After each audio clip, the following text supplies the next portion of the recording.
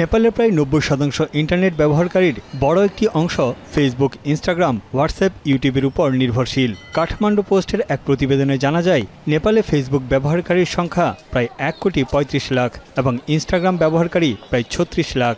তরুণ প্রজন্মের অনেকেই অনলাইন ব্যবসার জন্য এইসব সাইটের উপর নির্ভরশীল। এছাড়া নেপালের মোট জনসংখ্যার ৭.৫% বাস করে বিদেশে। তাই দেশে যোগাযোগের অন্যতম মাধ্যম সোশ্যাল মিডিয়ার বিভিন্ন অ্যাপ।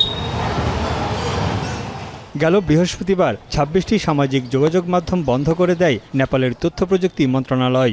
এক বিজ্ঞপ্তিতে জানানো হয়, সোশ্যাল মিডিয়া জায়ান্টগুলো সরকারের সঙ্গে নিবন্ধন না করায় নেপালে তাদের সাইটগুলো নিষিদ্ধ করা হয়েছে।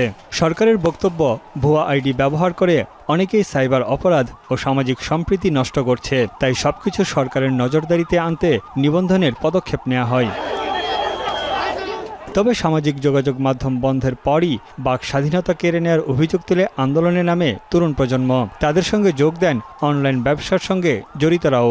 असन्तोष দেখা দেয় তরুণ প্রজন্মের মধ্যে। हाम्रो नर्मल लाइफमा त इफेक्ट गरिरहेको छ अहिले पनि हैन। अब मेसेज गर्न पनि हामी इन्स्टा नै युज गर्थ्यौं साथीहरुसँग यताउता, अब त्यहाँ पनि अलिकति इफेक्ट गरिरहेछ। अब फेसबुकबाट भन्दाखेरि चाहिँ हामी अब प्राय न्युजै हो। अब त्यसमा चाहिँ नि हामीलाई वञ्चित गराउँदाखेरि हामीलाई अलिकति दुःखै लागेको छ भन्नुपर्छ। ২০১৫ সালে যুব আন্দোলন নামে গড়ে ওঠা একটি অলাভজনক সংস্থা মূলত সোমবার তরুণদের নিয়ে প্রতিবাদের আয়োজন করে। তাদের মূল দাবি ছিল জবাবদিহিতা, ন্যায় বিচার এবং আইনের শাসন প্রতিষ্ঠা।